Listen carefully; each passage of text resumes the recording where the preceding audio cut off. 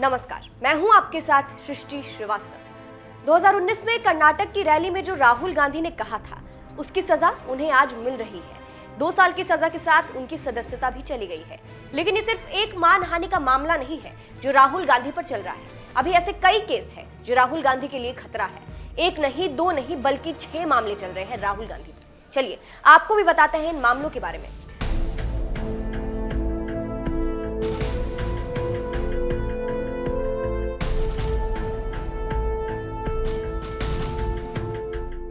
दरअसल एबीपी की एक रिपोर्ट के मुताबिक राहुल गांधी पर मानहानि से जुड़े करीब 6 मामले अभी चल रहे हैं। अधिकांश केसों की सुनवाई गुजरात की अदालतों में चल रही है। इस बारे में बीजेपी ने भी राहुल गांधी को याद दिलाया है।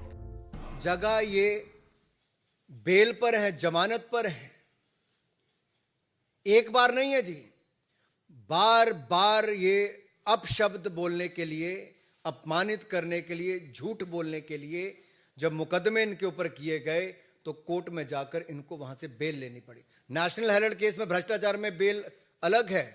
ये अवमानना के मुकदमों में भी देखा जाए तो जहां पटना कोर्ट में यही इसी विषय पर कि सब मोदी चोर हैं, जिस तरह की भाषा का उपयोग किया गया उस पर इनको, अहमदाबाद कोर्ट में डिस्ट्रिक्ट कोऑपरेटिव बैंक ने किया तो उस पर भी इनको, इससे पहले गौरी लंकेश किलिंग के लिए बीजेपी और आरएसएस के साथ जोड़ना, उसके ऊपर। यही नहीं, एक के बाद अनेक ऐसे उदाहरण हैं।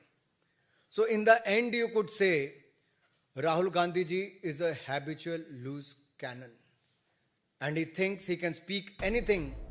आइए आपको इन मामलों के बारे में विस्तार से बताते हैं। संघ पर टिप्पणी।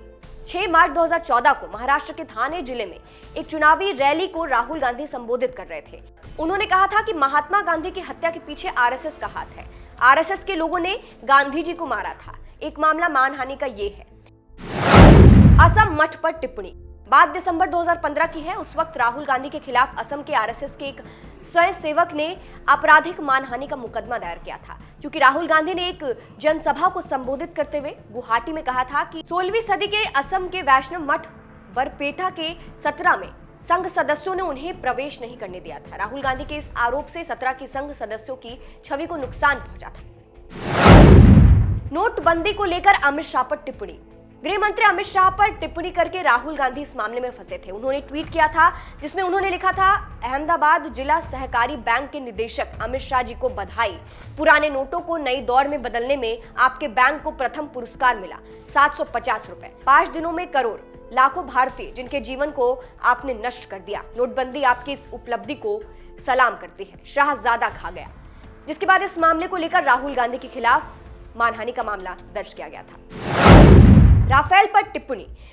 2018 में राफेल डील को लेकर पुनर्विचार याचिका पर सुप्रीम कोर्ट के फैसले के बाद राहुल गांधी के कमांडर इन चोर वाले बयान को लेकर उन पर महाराष्ट्र भाजपा नेता महेश श्रीशीबल ने मानहानि का मुकदमा दायर किया था। उनका मानना था कि राहुल का ये बयान नरेंद्र मोदी पर सीधा निशाना था। संघ करवा देती है विरोधियों की हत्या। 2019 में आरएसएस कार्यकर्ता और वकील धृतिमान जोशी ने यह आरोप लगाया था कि पत्रकार गौरी की हत्या के 24 घंटे बाद राहुल ने यह बयान दिया था कि कोई आरएसएस और भाजपा की विचारधारा के खिलाफ बोलता है तो उसे चुप कराने की कोशिश की जाती है, उस पर दबाव डाला जाता है और उसे पीटा जाता है, उस पर हमले कराए जाते हैं, यहां तक कि उसे जान से भी मार दिया जाता है। गृह मंत्री अमित शाह पर टिप्पणी। 2019 में अहमदाबाद की एक अदालत में राहुल गांधी के खिलाफ मानहानि का मुकदमा दायर किया गया था। बीजेपी ने आरोप लगाया था कि राहुल गांधी ने जबलपुर में लोकसभा चुनाव प्रचार के दौरान अमित शाह को हत्या का आरोपी बताया था। तो इन मामलों को लेकर राहुल गांधी पर मानहानि का केस चल रहा है। चलिए अंत में आपको बीजेपी का वो प्रेस कॉन्फ्रेंस सुनाते हैं जिसमें 2 साल की सजा और सदस्यता रद्द होने के बाद बीजेपी क्या कुछ कह रही है राहुल गांधी को लेकर। यानी कि आप पार्लियामेंट के कानून नियम से भी ऊपर हो गए। आप सुप्रीम कोर्ट के आदेश के बाद भी आप कुछ भी करेंगे और आपको पूछने वाला कोई नहीं होगा। ये असंसदीय उनका आचरण पहले भी रहा है और ये अहंकार जो लगातार दिखता रहा। और ये सत्ता में थे तब तो ये नशा था कि अपनी ही पार्टी का ऑर्डिनेंस फाड़ कर फेंक दिया और अपनी पार्टी को अपनी औकात दिखा दी थी कि कांग्रेस पार्टी की सोच को ये कुछ नहीं मानते।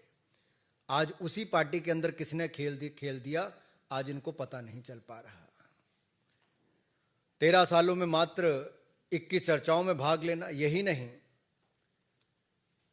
एक भी सिंगल प्राइवेट मेंबर बिल, जैसे मैंने कहा, नहीं ला पाए. I can say he is the epitome of the unparliamentary behavior, and he himself agrees on many issues. अब ये डिस्क्वालिफिकेशन क्या पहली बार हुई? जो माननीय धर्मेंद्र जी ने भी कहा, मैं कुछ नाम आपके सामने रखना चाहता हूं. लालू प्रसाद यादव जी, सजा भोगी हुए तो इस्तीफा देना पड़ा. पहले चारा घोटाला में, तो अब जाकर तुम मुझे प्लॉट दो, मैं तुम्हें जॉब दूंगा, जमीन के बदले जॉब, उसमें भी गए. ऐसे नहीं, आजम खान हो, मोहम्मद फैजल हो जो लक्षद्वीप के एमपी हैं, विक्रम सैनी, ऐसे बहुत सारे, लंबी लिस्ट है जी जो सब ऐसे हैं. बट ये क्यों हुआ? राहुल जी की स्थिति क्यों आई? ये गलती एक बार नहीं, बार बार की. और मैं कुछ आपके सामने आंकड़े जरूर रखना चाहूंगा, आवश्यक है. अगर आप ये देखेंगे, 7 जगह ये बेल पर है, जमानत पर है. एक बार नहीं है जी, बार बार ये अपशब्द बोलने के लिए, अपमानित करने के लिए, झूठ बोलने के लिए जब मुकदमे इनके ऊपर किए गए तो कोर्ट में जाकर इनको वहां से बेल लेनी पड़ी. नेशनल हेराल्ड केस में भ्रष्टाचार में बेल अलग है. ये अवमानना के मुकदमों में भी देखा जाए तो जहां पटना कोर्ट में यही इसी विषय पर कि सब मोदी चोर हैं, जिस तरह की भाषा का उपयोग किया गया, उस पर इनको. अहमदाबाद कोर्ट में डिस्ट्रिक्ट कोऑपरेटिव बैंक ने किया तो उस पर भी इनको. इससे पहले गौरी लंकेश किलिंग के लिए बीजेपी और आरएसएस के साथ जोड़ना, उसके ऊपर. यही नहीं, एक के बाद अनेक ऐसे उदाहरण हैं. So in the end you could say Rahul Gandhi ji is a habitual loose cannon, and he thinks he can speak anything without ever facing the consequences. ऐसा लगता था कि देश के कानून और देश के कोई व्यक्ति इनके ऊपर कुछ कर ही नहीं सकता. और देश को बांटने की सोच तो कांग्रेस की पहले दिन से रही जी. जाति धर्म संप्रदाय के नाम पर बांटना अलग बात थी. अब तो धर्मेंद्र जी ये अपमानित करने पे आ गए ओबीसी समाज को, जो किया है. 3 साल थे इनसे माफी मांगने के लिए, किसी से माफी तक नहीं मांगी. मोदी जी के ऊपर एक बार नहीं, बार बार अपशब्दों का उपयोग करना, अपमानित करना इनकी आदत बन गई. लेकिन एक बड़े वर्ग को, ओबीसी समाज को इस तरह से करना. दूसरा, ये वायनाड के सांसद बने तो इन्होंने अमेठी वालों के बारे में अपशब्द, नॉर्थ इंडियंस के बारे में अपशब्द बोल दिए. आप भूले नहीं होंगे. यही नहीं, जम्मू कश्मीर गए तो वहां पर जाकर भी वहां पर बांटने का काम किया कि लोकल को नौकरी मिले, और सब जब इस तरह की बातें करनी शुरू कर दी. अरे बाकी तो छोड़िए, ये असम के चुनाव में गए तो चाय की बात करके गुजरात और उसमें दरार पैदा करना शुरू कर दिया. यहां कहां रुके?